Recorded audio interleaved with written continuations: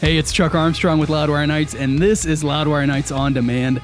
I have been a fan of Lamb of God for a long, long time, so it was a real privilege to get a chat and hang with Randy Blythe. This first aired on Tuesday, July 16th. Here you go.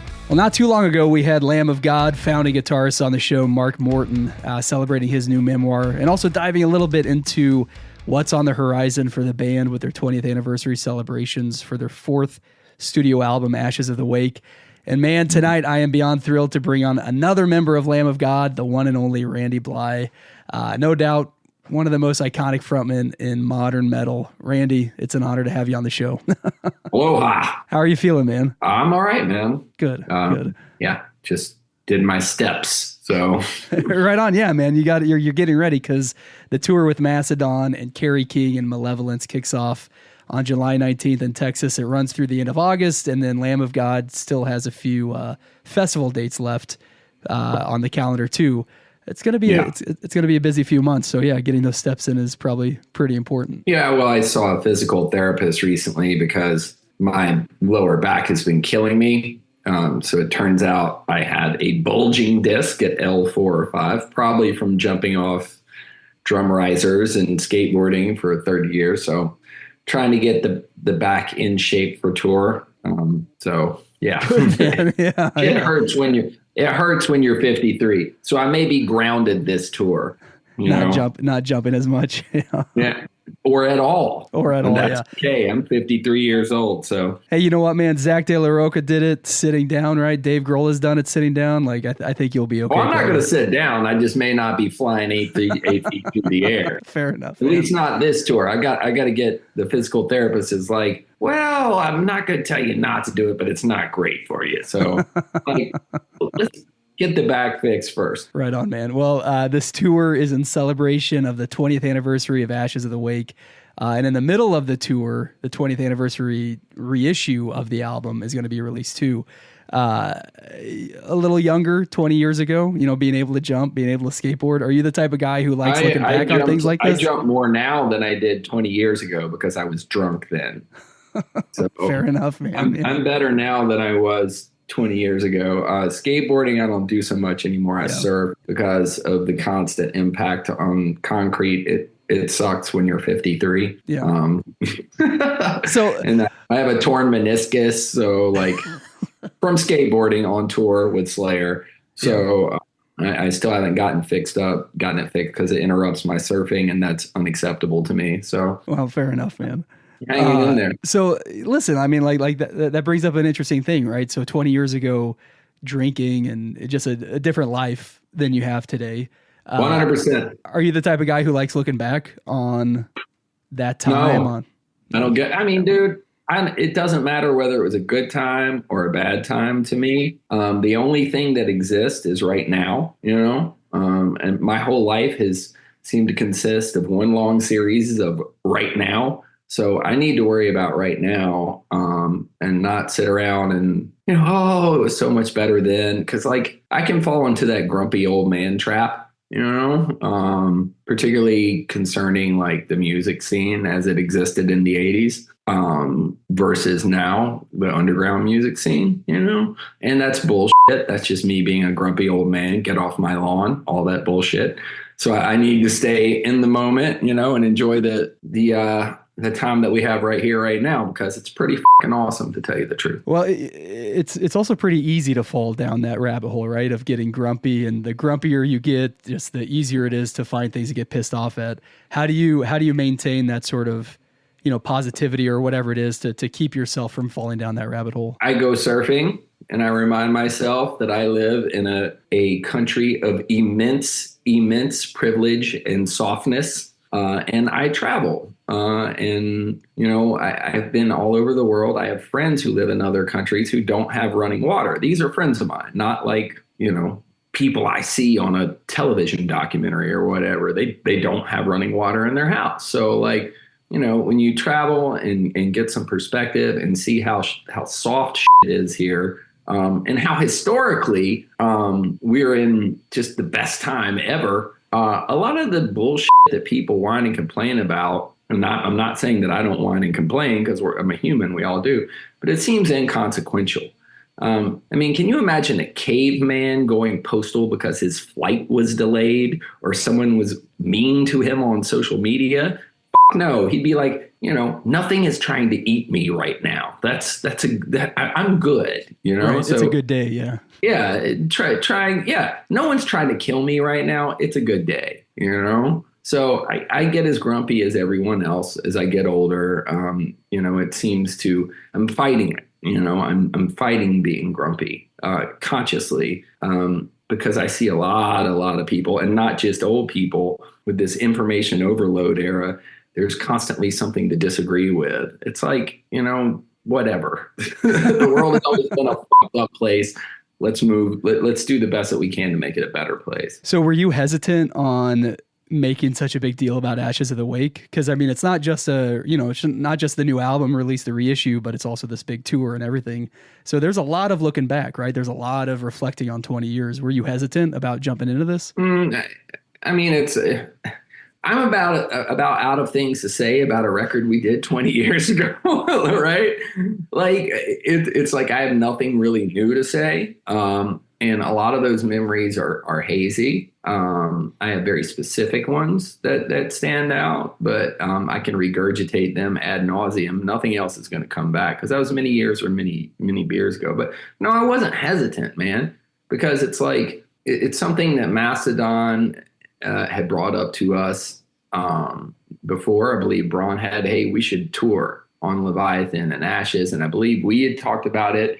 And those are our friends, So, I mean, it kind of does put us in the old man legacy position, I guess, where we've headed into legacy band land. And that's okay. That's fucking fine with me. It's always, I love it when like some young kid, like on social media, which I very rarely look at the comments, but when I do, I always love it when some young kid leaves a comment, something like, he looks old. And it's like, I am old. I'm 53 years old. You know what I mean? And it's okay. Yeah.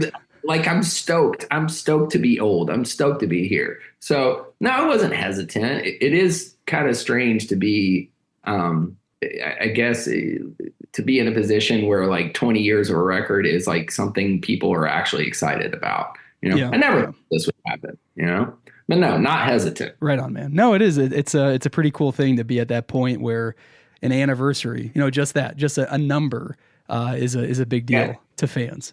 And it is. Yeah. Yeah. It appears so, man. People are really stoked to announce this. So like, I'm always surprised anyone keeps showing up, Yeah.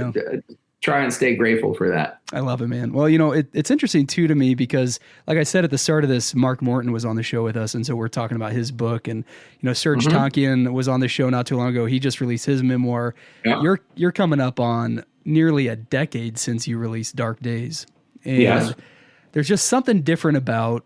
I mean, this is like the most obvious thing, but there's something different about a book compared to an album, right?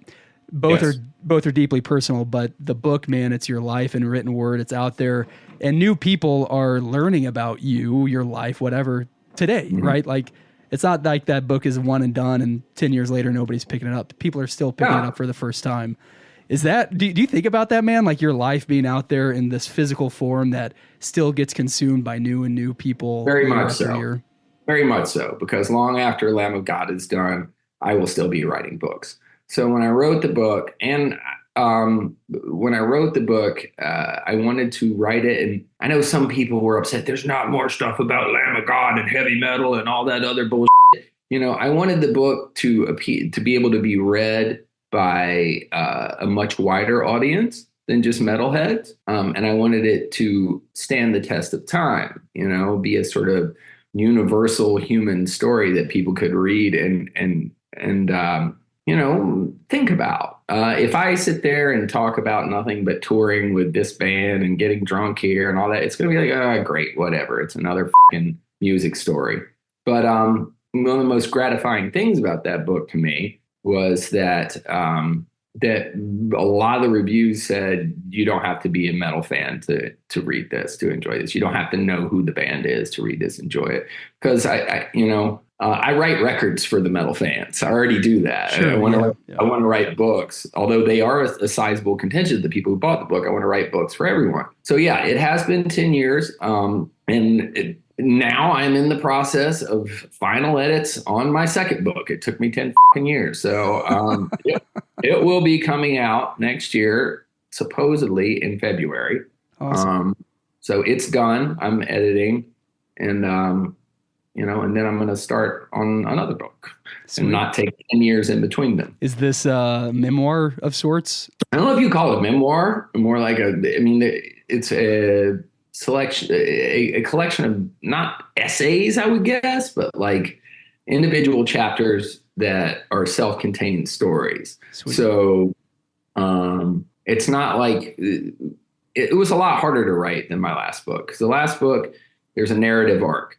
And I knew exactly what was going to happen. I knew the story. I'd already lived it. When I started writing this book, I had ideas about what I wanted to say, but I wasn't exactly sure what ground I was going to cover. So it was a lot harder. The last one had the roadmap in front of me. This one, it was a little bit more open-ended. And it's a shorter book, thank God. Hey, that's I'm not going to say anything about that. Did you? Last one was a bit long. It was a bit long. Did you? It wasn't. It did not feel long. But it was physically a long book. Yeah. Did you? It's around 500 pages. I turned in my contract called for 80 to 100,000 words. I turned in 257,000 words. So he had to amputate a bunch of shit, I can get a little bit long-winded. My editor was a little more reined it in this time, which I was very happy about. I need someone to rein me in. It's like in a band when you need a producer. Sure, yeah. That's with an editor. That makes sense, man. Did you talk much with Mark as he was writing Desolation? Like, were you sharing words of wisdom or anything? Yeah. I don't know if I'd call them words of wisdom. I talked to him about the writing process. I talked to him about what I'd done, and then there was a lot of times he would just randomly hit me up for. He's like, "Hey, were we in Florida or California when this happened?" You know what I mean? And I would say, as my memory, remembers it, we were in Florida or whatever. Just like details and stuff, because he covered a bit more ground than I did in my book and focused more on the band stuff. So whereas I focused more on a specific segment of my life in my memoir for the most part. So, and I wrote it a bit sooner after the events had happened. So he was really digging back into our old past. And, I read the advance and gave him a blurb, and he did a good job, man. For the most part, I think he got all his facts straight, Lamb of God fans will like it, Yeah, buy Mark Martin's book. Buy his book.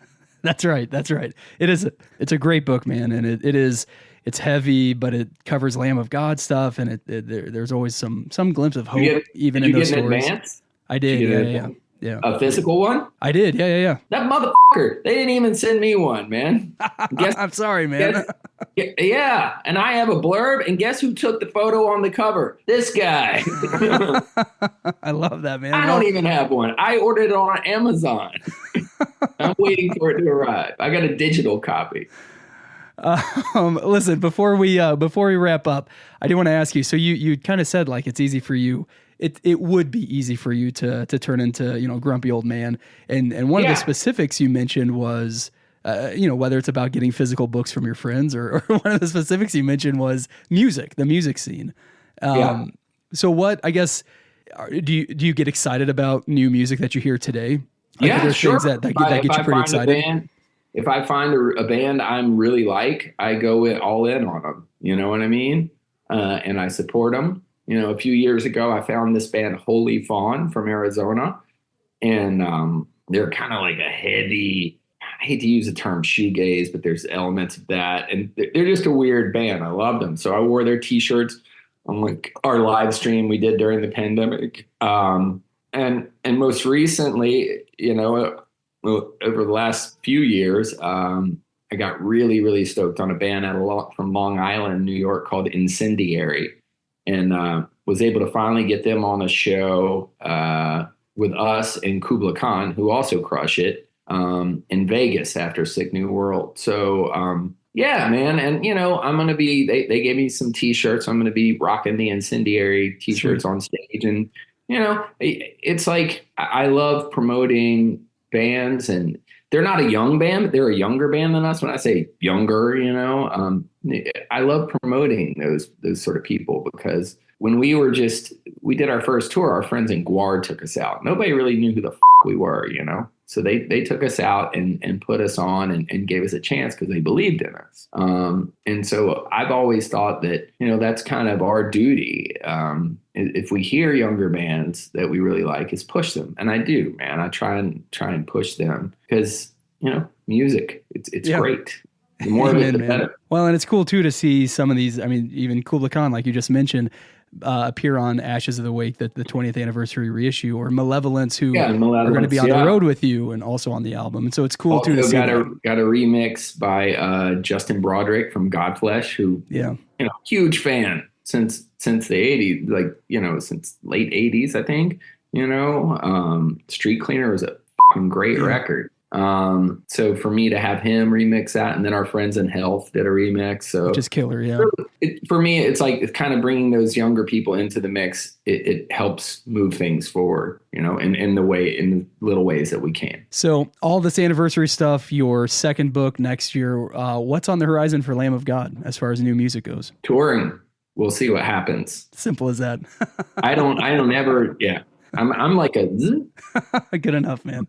Randy Blythe, thank you so much for hanging, man. We've got all the details on Lamb of God's upcoming tour on the Loudwire app, and you can always stay up to date with everything happening in their world at lamb-of-god.com. Randy, man, I'm such a fan. It's such an honor to get to share some time with you tonight, and hopefully we can hang again soon. Nice to meet you, homie. Have a good day. Peace.